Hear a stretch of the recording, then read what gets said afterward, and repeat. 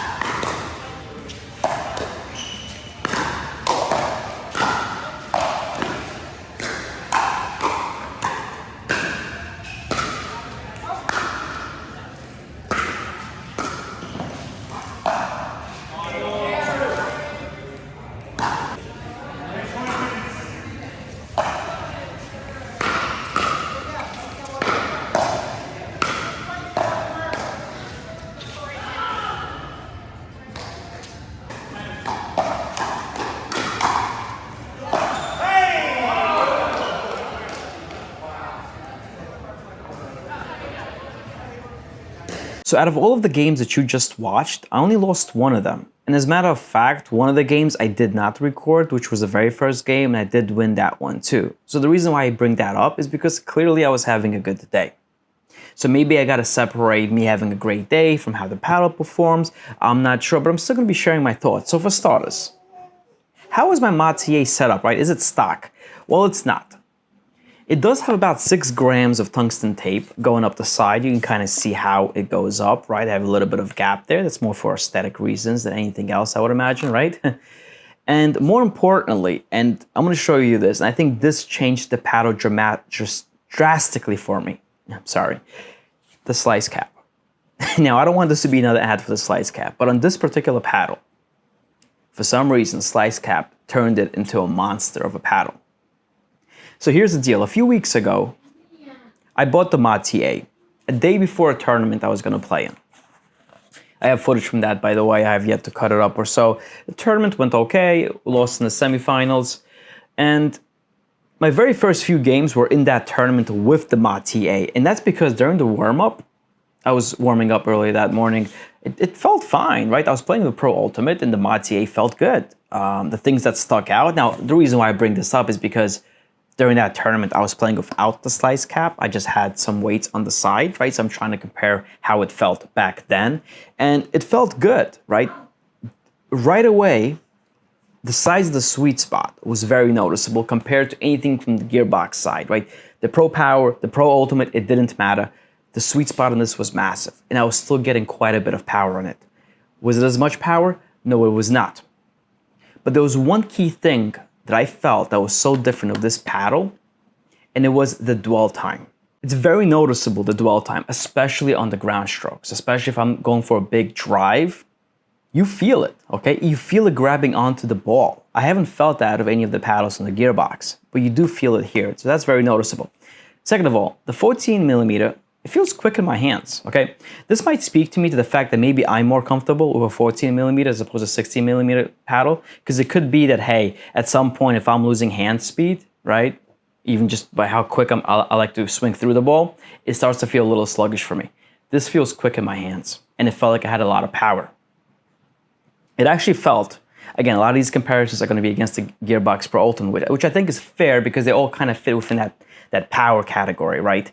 And with this particular paddle, I felt that with smaller distances, right, so if I had less time to strike at that ball, I was able to generate more power with the Mod-TA versus the Pro Ultimate. And I think part of that might be that because the paddle is not as head heavy, because it is a 14 mm and it moves a little quicker, it's possible for me to get more acceleration in my hand to punch back that ball. That was one thing that was very noticeable, that punching back the ball quickly when I only have maybe enough time to maybe just like 6 seconds, meaning six inches of just like pushing back at it, this felt more powerful. This felt good in my hands. The Slyce cap. Okay, the moment I put on it was so noticeable because one of the disadvantages of the 14 mm paddle is normally the stability of it, right? The twist weight should be a little bit lower. The plow through should not be there as great as a 16 millimeter, right? It's just less mass altogether, especially on the face. The Slyce cap kind of fixes that, okay? All of a sudden, this paddle feels so sturdy to me. And it's noticeable right off the bat that the moment I put my paddle out there and I feel that impact and I feel how it absorbs the ball, it does not feel like a 14 mm paddle, especially with the Mod-TA. And in the fact that the 14 mm is more popular, and the fact that it feels so stable and even the sweet spot seemingly gets even bigger on me, it just feels phenomenal in my hands. So when I hold a paddle, right, I normally hold it pretty low. Sometimes my pinky's almost slipping off, right? So getting weight, right, below my hand is a little bit tricky, right? I can't just put lead tape, over here and keep rolling it up because it's not necessarily going to be below my hand, right? I'm just talking about it as an alternative to using something like a Slyce cap of getting weight below your hand. Now, one thing, the reason why you'd want to have weight below your hand, let's say, is you're able to add mass to your paddle, right, without really influencing the swing weight too much. And on top of that, if you tend to have flicky shots, it actually helps, right? Because as you, let's say, try to flick your paddle forward, you do have weight at the bottom that actually helps accelerate through that movement as your hand is accelerating through that movement too, right? So flicks get better. I do utilize flicks in my in many of my shots, especially ones that are above my shoulder, when I tend to flick them down. So that's pretty important to me. So weight below here is nice, okay? General, you just add more mass to it. It feels more sturdier. And you gain better flicking with it without much swing weight being compromised on. But again, I can't just put lead all the way up and down because it's not going to feel the same, especially because it's not going to be below my hand in particular. Now, if you're holding it somewhere here, you could probably put lead tape all the way over here and probably get a very similar feeling to what I'm feeling, right? But I do not hold it there. I don't choke up the neck. I'm all the way down here. So getting a Slyce cap down here is crucial for me. That's as close I can get to it being below my hand. Now, once I put it on, everything felt much better. Well, even better. Let me put it that way, okay? Drops got more accurate. Resets, okay, from the transition zone got so much nicer, especially off the rise. You guys watched that footage, okay? Anything off the rise in the transition zone, I was perfectly picking it up and getting it barely over the net to help me get forward, okay? That improved with the Slyce cap being added onto the Mod-TA, okay? It was pretty good without it, okay? I'm just gonna tell you it up, straight up. It was good without it. The Slyce cap made it shine. The scary thing is that there isn't a single part of my game right now from watching that footage and how I felt when I played where I'm like, this paddle struggles in, okay? When I wanted to just block, it blocked strong. When I had time to rip through the ball in the volley, I ripped through it hard, okay? If I wanted to slice the ball, there was really good slice in the ball. Spin felt great too. Sure, some people can argue you could have even more spin, but it didn't seem like it was handicapping me whatsoever. Drops felt good. Resets felt good. Like, it was scary. It was scary to see that it wasn't really compromising on anything. Again, with the Pro Ultimate, I was compromising so much on those resets, okay? And here's the thing. I've got a Slyce cap on the Gearbox Pro Ultimate 2 now, as you can see, okay? I maybe put about an hour of time into it. The Slyce cap is not as effective on that gearbox for me so far as it is here, okay? It's still so poppy on that face that if I try to reset off the bounce, it's like 3-4 feet above the net, right? And I try to have very gentle touch. It doesn't matter. It's way above the net. The resets of this off the bounce have just been great for me. And more importantly, the sweet spot being so big while still having access to all this power it's just a win-win, okay? A lot of people switched away from the Pro Power gearbox. Even though it had so much power, the sweet spot was so small. Didn't have much stability to it, right? Drops and resets were tough on it. Again, these issues don't exist here. Does it hit as hard as a Pro Power? No. But, I mean, you saw the footage. Was I really struggling with generating power? Not really, right? Now, granted, right? So I do throw my whole body into a lot of these putaways, right? So I am trying to optimize for as much power as possible when I am putting the balls away, but I don't necessarily need more power than that. So if I'm able to have the power that I have right now, but if a way bigger sweet spot, which is important to me, right? Because if someone's attacking me in the body, then all I have time is just to put my paddle out and try to like punch it back. It would be nice if I could punch back hard from this spot, right? Not just from the middle, because I'm not always going to be perfect, right?